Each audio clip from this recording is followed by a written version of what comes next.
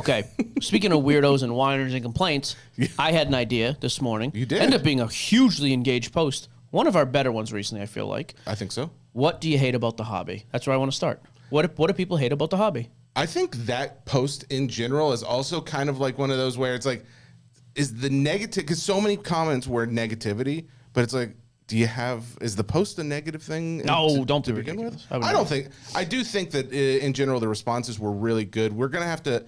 You gotta tell me how you want to do Dude, this. there was 185 comments in 2 hours. And there was still comments on Instagram too. So we had so many different comments, and there's some that are short, some that are long, but some of the long ones are like really pointed. Okay, let's go back and forth. I had a couple I want to hit. I'll hit. Okay. You hit. Yeah, I punch yeah, you in the I face. like You one of these that stood out to me.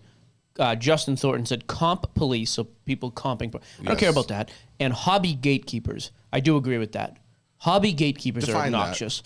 Anything new that comes in, we, the hobby, like, well, that's not how it's always been, and we can't allow this, and we're not going to stand for it. Oh, I see. I what agree. You're saying. Okay. People make it more difficult to get into this little club of ours. It's amazing, too. Us nerds playing with cardboard have the gall to also be like selective about who we let in. Yes. We're the losers at the lunch table. If anybody else wants to sit with us, we should be welcoming them and giving them our lunch. But inside this world, inside the small pond, as it were, it is every fish thinks it's a big fish inside this small pond.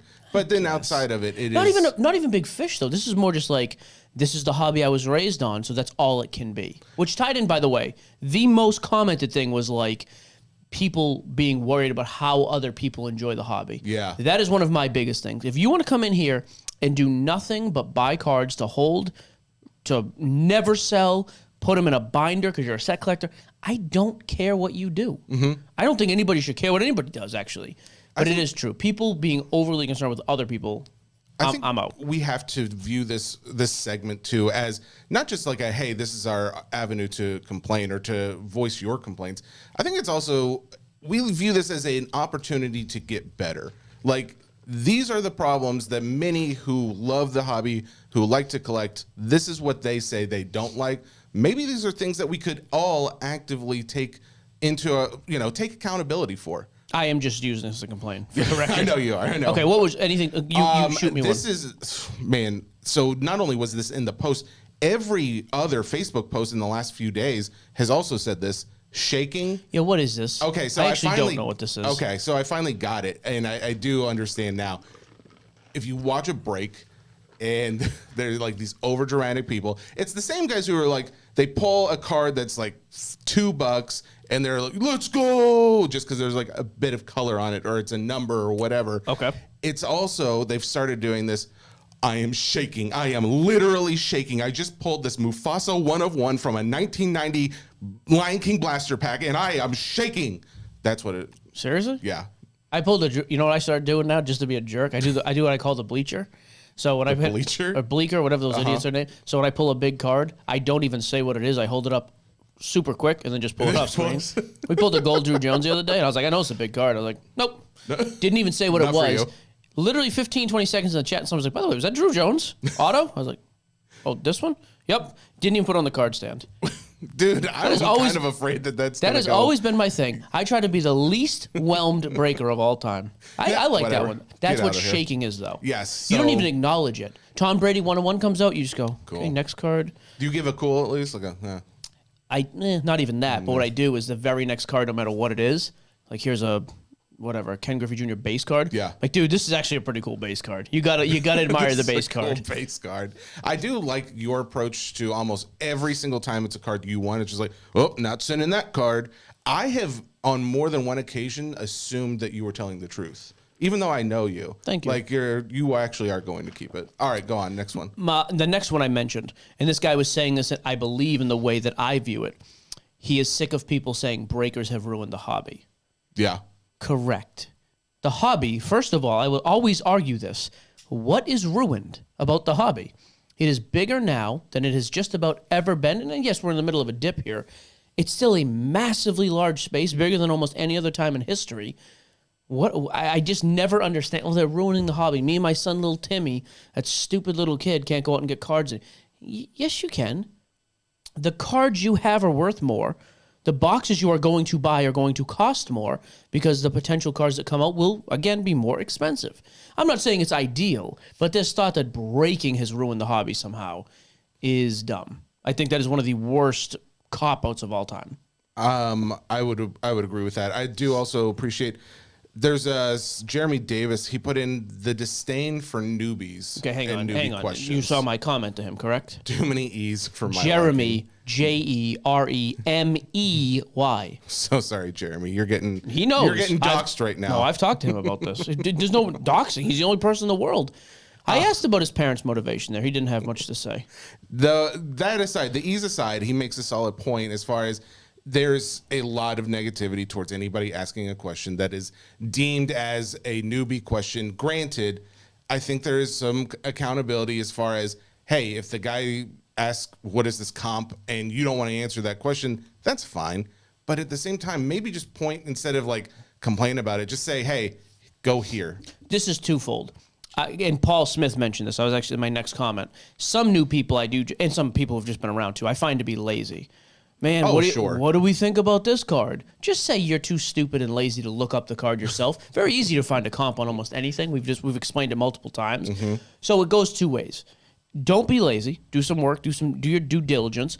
And if the person legitimately is saying that and still struggling, instead of making a comment about, just, hey, by the way, I use Card Ladder, sales history, or I use 130point.com. Pretty simple. Paul Smith said the exact same thing. Like ignorant, lazy, new people who make little to no effort to do anything. I liked his second part, though. Also newer, as in post-COVID accounts, like Whiteback and Card Porn. Whiteback is Collectibles Guru, and Card Porn, that regurgitate the same stuff every day just for clicks and views. The same. I don't know. I don't know about the same stuff, but I do agree that there is a lot of like sensationalism with a lot of these accounts. That irritates me all the time, anyways. Well, I think that I have a real problem with it because at the same time, it's like, if there wasn't sensationalism, would you even follow the account? Like, No, would but that's anyone what- care? People would care about stuff in the hobby. People would not waste their time caring about stuff that's just being sensationalized. Would they follow the accounts? No, and I'd be okay with that. I'd be fine if those accounts disappeared. But those people don't care. I understand their motivation. Yeah, sure. But, I do also appreciate. There was a comment from Brandon McAllister. He said the people trashing everyone else's cards. Like, Always. I absolutely hate that. I'll get into the comment section. I'll just start defending if there's somebody who posts a card that they really like and it has almost no value, or it's like someone posted, what's that card with the classic card? It's a basketball card with the twins in the background who like killed their parents or something. It's a Mark Jackson card. Yes. The Mendoza twin? Melendez brothers. There it is. Yep. That card was posted recently. It's been up in the Facebook group how many times? We have almost 80,000 members. Of course it's going to come up. But people are like roasting this guy. It's like, oh yeah, good. You just found out about that? Oh, really cool. Because the guy was just happy that he was like, oh, I just found out. This is cool. Sure. Why? Just let him have his day. Let him enjoy it. Goes back to let people collect what they want to collect. Exactly. That's fair. There's a couple other things in here that I actually thought were interesting if you're somebody who buys and sells. So like Tanner Neese, who I've known for years through social, through Facebook at least. Card show pricing still stuck in 2021. That is definitely an issue. People just not getting over the fact that the market has come down, pricing has changed. There were also a bunch of comments about selling, like, okay, make me an offer. Anytime your post starts with make me an offer, you do not want to sell your card. That screams Or they to want to me. get, actually, I think it's they want to make the most amount of money possible, and they don't want to say a number too low but that they could have gotten unreasonably more. so. There is never a number. It's $100 card. Plenty of comps up and down, $100. Make Sure. me an offer. Yeah. 98, not even close. Anybody who starts a post like that ripping me off. on any forum is not serious about selling their card. That is the definition of a selling donkey. But a lot of stuff too, though, about like even like sellers and too, like, hey, I want this much, you cover fees. It's pretty standard. If you're selling the card, you pay the fee. Yeah. I think that's There's what it really was. no, and honestly, the other thing, all these guys who made comments about, hey, I hate this aspect of buying or this aspect of selling, 99% of these could be solved by this. Just be fair and be direct. I want this amount of money based on these comps. Somebody gives you an offer, you can either decline it or make a counter offer. Yeah. Very simple, but it is funny the amount of people who had the same complaints about like how to buy, how to sell. It's not that hard. You're just not dealing with reasonable people most of the time.